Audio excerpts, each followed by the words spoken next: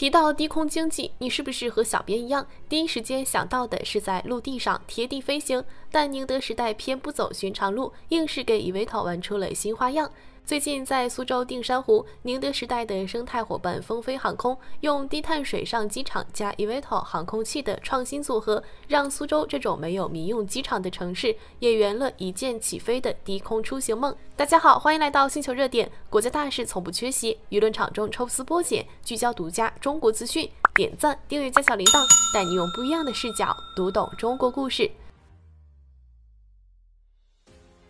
11月22日，寧德時代生態企業風飛航空在江蘇昆山正式發布了全球首個海空一體低空經濟解決方案，用零碳水上機場加 eVTOL 航空器的創新組合，把低空基礎設施第一次延伸到了廣闊水域。這波操作直接讓低空經濟的應用場景實現了跨越式突破。為什麼突然把低空經濟的目光盯向水面？答案其實很簡單，城市裡寸土寸金，搞低空基建不僅成本高得嚇人，還得嚴控噪音污染。出於安全考慮，航線還得繞開人口密集區，條條框框一大堆，推進起來特別麻煩。但水上就不一樣了，完全不用跟人搶地，噪音問題也沒人投訴，基建成本更是省了一大筆。畢竟在水上造個移動機場，可比在市中心拆樓修路划算多了。更關鍵的是，中國大陸光沿海地級市就有55個，長三角、珠三角這些經濟圈更是清一色依江河湖海而建。這些以前被忽略的廣闊水域，要是能盤活發展低空經濟，就能快速搭建起低空基礎設施網絡，讓低空出行在更多複雜場景中落地，進而推動地方經濟規模化發展。這次風飛航空亮相的水上神器，核心分為兩部分：零碳水上機場和配套的 eVTOL 航空器。航空器本身和大家印象中的 eVTOL 差別不大，核心是純電驅動，噪音比直升機小一圈，使用成本也親民不少。要知道，風飛航空本身就是專門研發航空器的行家，他家的盛世龍載人款 eVTOL 能坐6個人，凱瑞歐貨運款則能拉400公斤貨物，最高速度達到200公里每小時，比坐船跨江快了近10倍。但這些都不是重點，真正的亮點是那艘能停飛機的移動水上機場。說它是移動機場都有點委屈，畢竟它在增程模式下續航能超5000公里，相當於從北京開到廣州再往返一趟，直接把 eVTOL 的活動範圍拉滿。不止如此，這船上還裝了智慧大腦，能實時監控調度飛行器。要是多艘船湊到一塊兒，還能直接變身移動島嶼，實現能源互通、數據共享，就像部署通信基站似的，哪兒有需求就往哪兒挪，靈活的不行。你可別覺得這是花架子，它的使用場景可太多了。比如跨海通勤，以前坐船或坐車要1個多小時，現在 eVTOL 10幾分鐘就能直達。想去小眾島嶼度假，以前坐船動輒幾小時，班次還少，現在 eVTOL 點對點直達，1小時就能從湖邊飛到島嶼，直接給文旅行業打開了飛行觀光的新腦洞。以後去珠海跳島遊，說不定就能選水上飛機起飛加空中看海的專屬套餐。再比如海上應急，海上石油平台要送緊急備件，以前靠船運要等大半天，靠直升機又貴得肉疼，現在 eVTOL 隨時能起飛，成本實惠還不耽誤事。要是遇上海上搜救，搭載高清攝像頭和救生設備的 eVTOL，比傳統巡邏艇反應更快，覆蓋範圍也更廣。更重要的是，這套水上機場加 eVTOL 的組合，除了民用場景，還藏着不少軍事想象空間。軍事行動最講究靈活部署和隱蔽性，傳統機場目標大，易被攻擊，而水上機場能在江河湖海任意移動，悄悄部署在遠離海岸線的水域，既能當無人機起降平台，又能做應急物資中轉站。比如在島礁補給中，不用再依賴大型登陸艦，eVTOL 能快速把彈藥、藥品送到前線。要是遇到海上搜救，搭載高清設備的 eVTOL 還能避開敵方雷達監測，提升救援效率。更別說它的光儲充一體化技術，在沒有電網的偏遠海域，靠光伏板就能自給自足，簡直是移動的能源堡壘。當然，在水上玩 eVTOL 難度可比在陸地高多了。畢竟船在水裡晃，飛機在空中飛，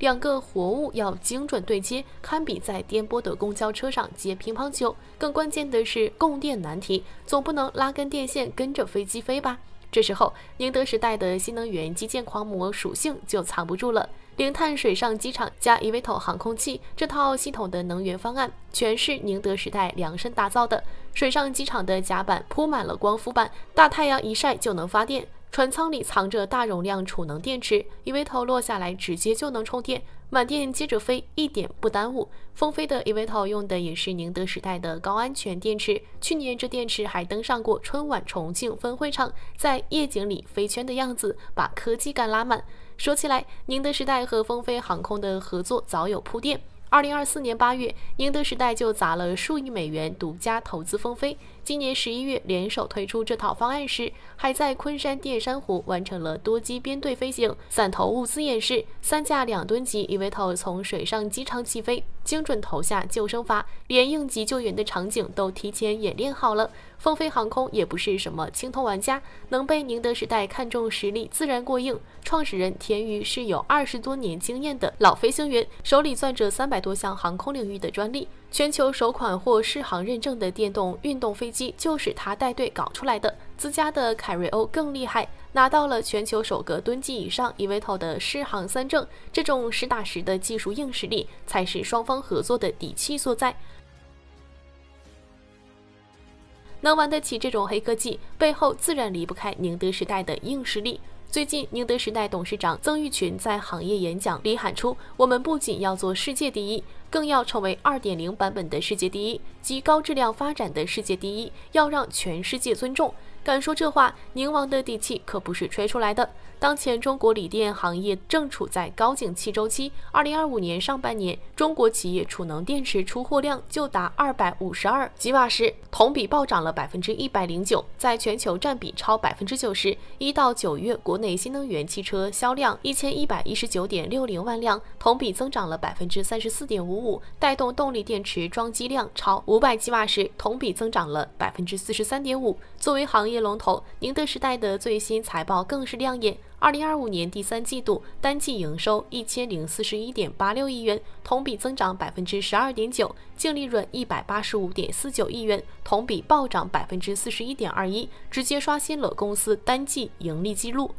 前3季度算下來，寧德時代累計營收2830.72億元，同比增長了9.28%。更誇張的是現金流，寧德時代前3季度經營性現金流淨額達806.6億元，期末現金及等價物超3600億元，相當於每天躺賺2億多，還能順手攢下1000億現金。當然，這背後離不開寧德時代真金白銀的研發投入，前3季度研發費用就達150.68億元，同比增長15.26%。在慕尼黑車展上首發的 NP 3.0 安全平台和神行 Pro 磷酸鐵鋰電池，就是靠這份投入砸出來的硬核成果，主打高安全性，搶佔市場。在海外市場，寧德時代的布局也相當有章法。歐洲的德國工廠已經滿產盈利，匈牙利工廠規劃100吉瓦時產能，是歐洲最大的電池工廠，預計2025年底就能投產。西班牙合資工廠也已啟動籌建，北美市場市佔率達到28%。通過合資模式巧妙規避貿易壁壘，印度尼西亞的電池產業鏈項目規劃15吉瓦時產能，2026年上半年就能投產。國內市場這邊，隨着儲能136號文及地方細則相繼出台，儲能市場迎來爆發式增長。寧德時代的儲能業務也跟着火了。目前公司產能飽和，正加急擴產。國內山東濟寧、廣東瑞慶等多個基地都在加碼，僅濟寧基地2026年就預計新增超100吉瓦時儲能產能。他們推出的 587AH 儲能專用電芯，在能量密度、安全和壽命之間找到了完美平衡點，現在正加快量產滿足市場需求。第3季度單季，寧德時代動力和儲能電池合計出貨量接近180吉瓦時，其中儲能佔比約20%，勢頭相當猛。為了坐穩龍頭，寧德時代還玩起了垂直整合加戰略綁定的雙櫃模式。今年以來，向上游產業鏈接連鎖定大單，覆蓋磷酸鐵鋰、負極材料、電解熔等各個領域，訂單基本包圓了未來3到5年的需求。這種模式現在都快成新能源產業鏈的標準配置了。從陸地新能源汽車到水上低空經濟，寧德時代的版圖越擴越大。中國民航局預測，2025年低空經濟市場規模能達1.5萬億元，2035年更是能突破3.5萬億元。以前總覺得低空經濟離咱們很遠，現在看來，說不定再過幾年，去湖邊釣魚能看見 eVTOL 從水面起飛，去海島旅遊能坐空中出租車，應急救援現場也能看到水上機場加 eVTOL 的組合快速響應。不得不說，曾玉柳喊出高質量世界第一的底氣，就藏在這份日賺2億的財報裡，藏在全球化的布局中，更藏在從汽車到低空經濟的跨界想象力裡。寧王的寶座不是靠運氣，而是用技術、規模和視野堆出來的。它不僅在做大新能源的蛋糕，更在悄悄為未來的立體交通，甚至國防安全鋪一條全新的路子。好了，今天的內容到這裡就結束了。如果你喜歡小編的影片，還請大家多多點讚轉發，讓更多的人一起見證中國進步。關注我的頻道，這樣既能回顧往期視頻，又不會錯過之後的精彩內容。那我們下期節目不見不散。